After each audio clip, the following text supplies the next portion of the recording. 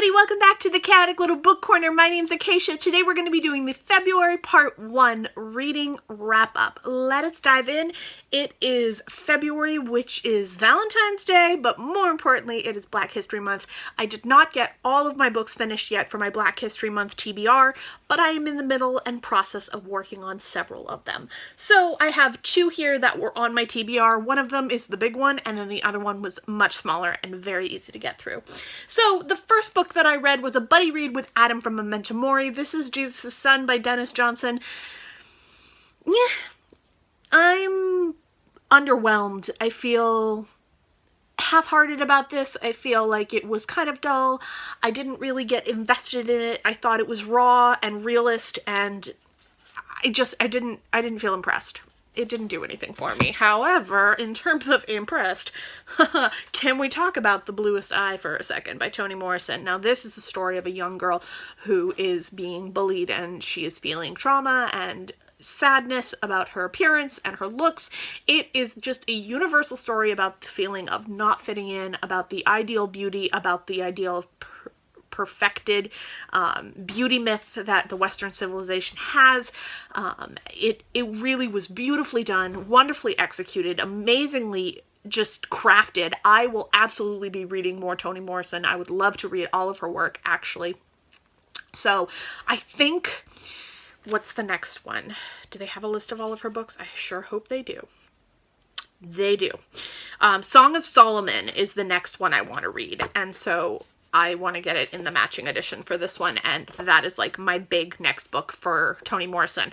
But I definitely think that for me as a white woman, I was able to see, as much as I grew up with a feeling of not fitting in and not really looking pretty enough and not being enough in this culture, there's such a privilege that I had just by being white that I didn't understand. And this is still a universal story for everyone who's ever felt left out or unattractive or just not worthy of the beauty standard, but it really kind of gave me this shake of how much of a privilege it is to just be white in terms of the beauty myth in the Western civilization. It was stunning. I absolutely adored it. Then this is Call of the Undertow, and it's by Linda Cracknell. Now, this was in the Moth box for the first one that I purchased from Mercedes from Bookish Musings, from Mercy's Bookish Musings. This is a freight book. Now, I liked this. I rated this and Jesus' Son the same on Goodreads, but they're not the same rating at all. It's really weird how I did that. For me, I rated this 3 stars on Goodreads because I liked it and it was good and it was a solid read. Jesus' Son, I probably should drop down to a 2 because it just didn't do anything for me.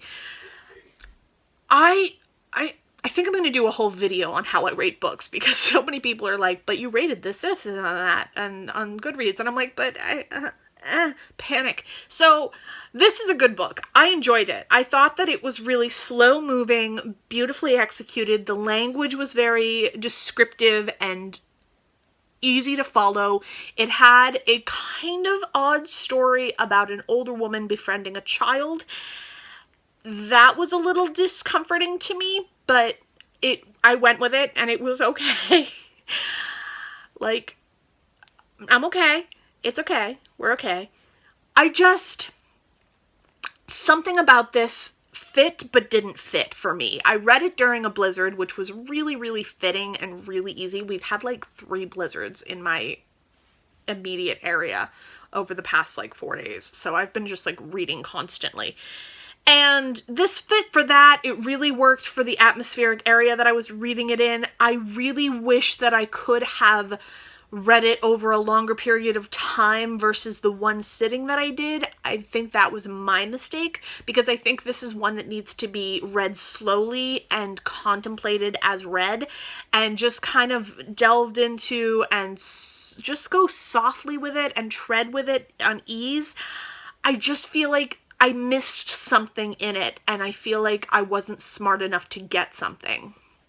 but maybe that's just me. I'm also not a huge nature buff, and there's a lot of nature depiction in this that really, as much as it was beautiful and I could understand and appreciate it for the beauty, I don't understand and appreciate the beauty of what they're describing. So it was just a little difficult for me, but I did like it. So 50-50. And then I read this. This is My Dim Avery by Gillian Cummings. This is a poetry collection that I received from Black Lawrence Press for review. This is a poetry collection from the perspective of a young woman who is a mistress, a model, and a prostitute, and it's her talking about her experience of her body and how her body is treated by men and by society, how she feels in terms of herself and her being and her existence. It's really well done. I enjoyed it quite a bit. I read it in one sitting, which I think was a good way to do it, and I think that the style of poetry is much more prose focused versus lines, so it's all in paragraph-esque kind of form. Though it is very poetic, it just wasn't written in a style that I'm used to reading. Usually I read the line breakups. This was much more fluent and story-like, but I did enjoy it. Then this guy. I buddy read this with Amanda Center, but Amanda Center and I both struggled immensely with this, and we had a big blizzard yesterday that basically shut down the entire state, and so everything was shut down. I couldn't get out of the house. So instead, and I knew that I was going to be traveling within a week or two, so that meant that I didn't want to bring this book with me for the travel because I wasn't enjoying it enough to travel with it. So I just finished it last night, and it worked. I read it in two different settings that worked really well for me. So one was I had to go to the emergency room. That is a health concern that I don't want to bother you guys with, but I had to go to the ER. So I brought this with me, and I was reading about the slave ship trades, or I was reading about the slave ships while in the hospital listening to screaming. So that was disturbing, but it set a good mood. Maybe that's not the right word, but it set an atmosphere for sure. And then I read the rest of it during a blizzard by candlelight, which also set some atmosphere for me as well. This is a family saga. It follows one man's family history, which is Alex Haley. I need to do some more research into how accurate and real this is, and whether it's identified as nonfiction or historical fiction, because I felt there were some moments where the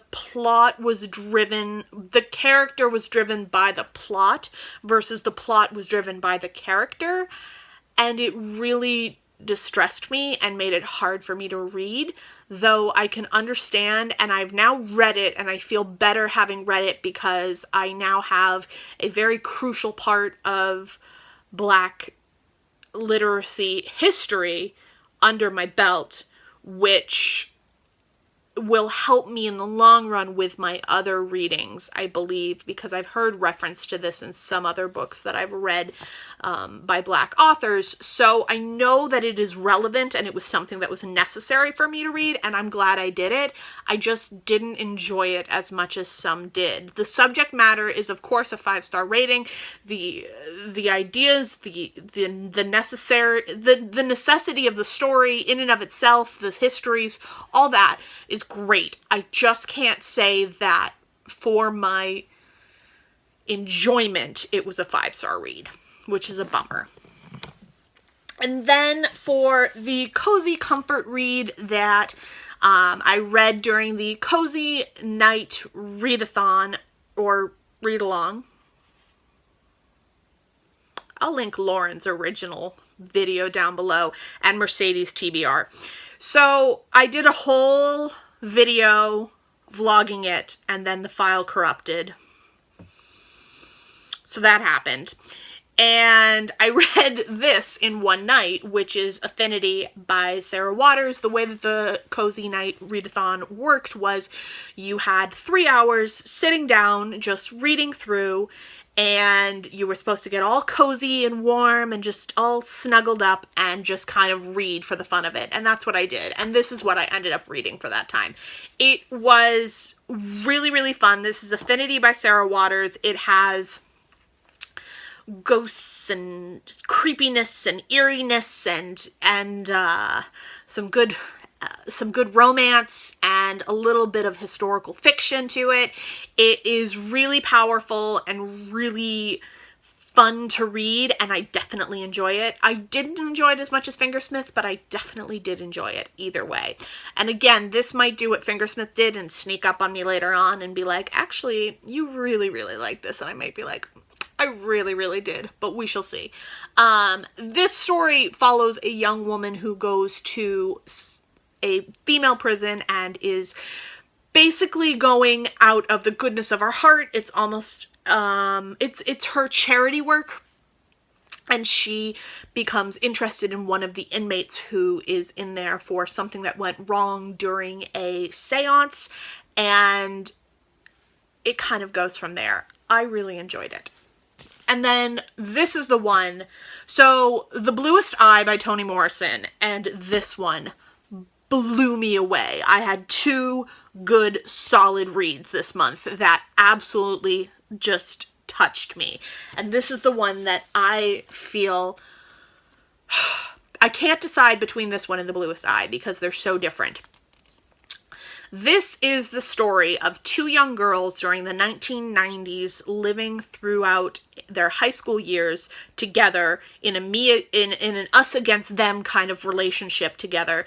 And it is beautiful. It talks about the 90s culture, the grunge phase, and it's written in this gritty, poetic style of, and it's even separated into sections called us and them, which is the parts that are us are the 2 girls, which are Dex and Lacey, who are the 2 main girls.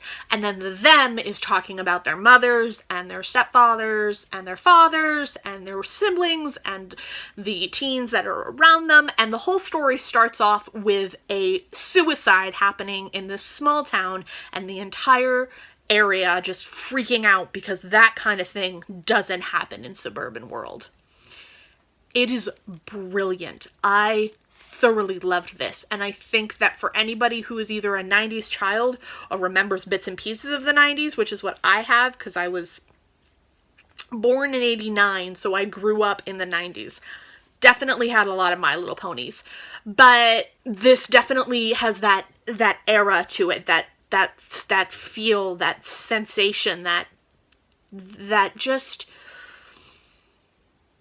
nostalgia that you long for in a story, and that feeling of memory. I really struggled to read this a couple of times because it was so nostalgic of, it wasn't nostalgia I was feeling, it was so traumatizing to be back in high school and to be that girl again that was being bullied and to be that girl again who was shamed and not pretty enough and not good enough and not enough for her parents. And it was just so gritty and raw and epic, and I loved it.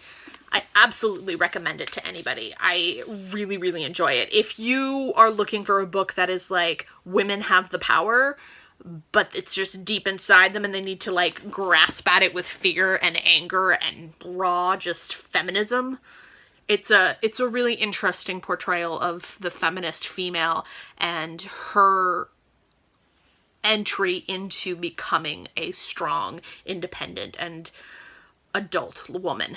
Just, oh, I love it. Ooh, that was loud. Okay, I will see you guys in my next video, and I'll talk to you then.